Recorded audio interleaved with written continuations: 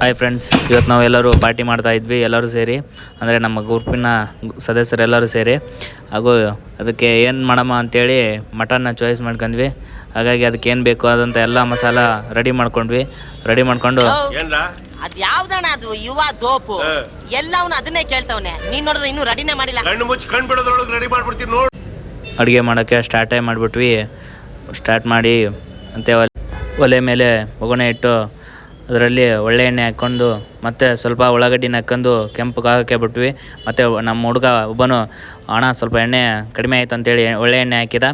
ಒಳ್ಳೆ ಎಣ್ಣೆ ಹಾಕ್ಬಿಟ್ಟು ಅದರಲ್ಲಿ ಉಳ್ಳಾಗಡ್ಡಿನ ಚೆನ್ನಾಗಿ ರೋಸ್ಟ್ ಮಾಡ್ತಾಯಿದ್ವಿ.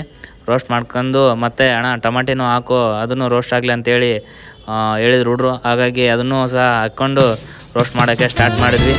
ಅಷ್ಟರಲ್ಲೇ ನಮ್ಮ ಹುಡುಗ ಅಣ್ಣ ಇದು ಏನೋ ಮ್ಯಾಜಿಕ್ ಇದೆ ನೋಡು ಅಂತೇಳಿ ನಲ್ಲಿದ್ದಂಥ ಪೆನ್ನ ತೊಗೊಂಡು ಮ್ಯಾಜಿಕ್ ತೋರಿಸಿದ.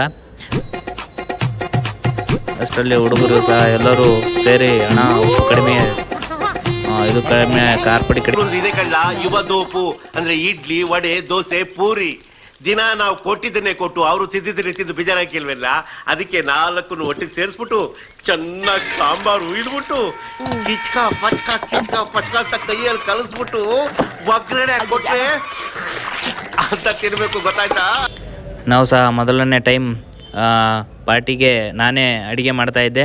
ಹಾಗಾಗಿ ಅದಕ್ಕೆ ಏನೇನು ಹಾಕ್ಬೇಕು ಅಂತ ಹಿಂದೇನಾಯ್ತು ನೆನಪಿಲ್ಲ, ಮುಂದೇನಾಗುತ್ತೋ ಗೊತ್ತಿಲ್ಲ.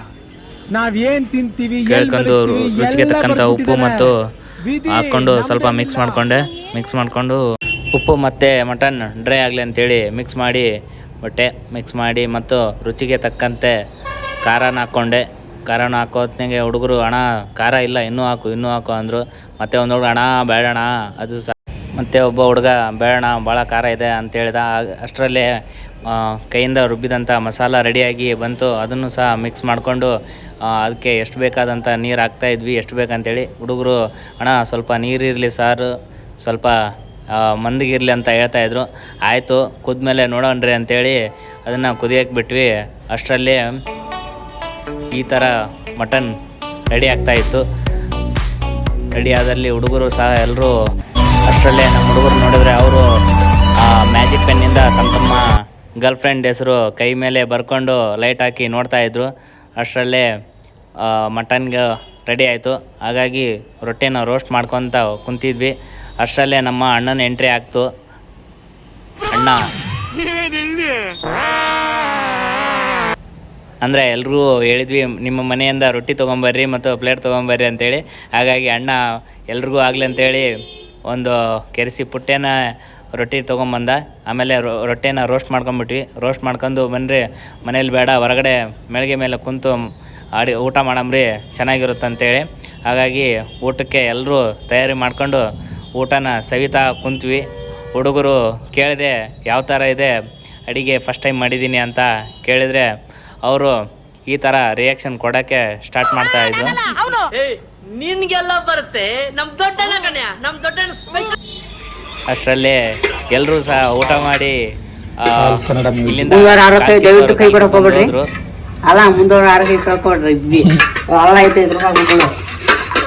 ನಮ್ಮ ಹುಡುಗ ನೆಕ್ಸ್ಟ್ ವೀಕಲ್ಲಿ ಯಾರು ಮಿಸ್ ಮಾಡಕ್ಕೆ ಹೋಗ್ಬೇಡ್ರಿ ಅಂತೇಳಿ ಎಲ್ರಿಗೂ ಎಚ್ಚರಿಕೆ ಕೊಡ್ತಾ ಇದ್ದ.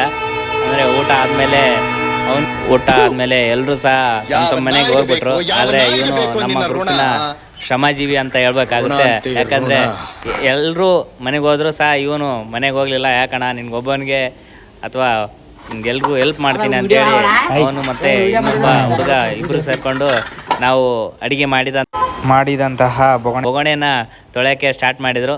ಅವ್ರವ್ರ ಪ್ಲೇಟ್ನ ಅವರೇ ತೊಳೆದ್ರು.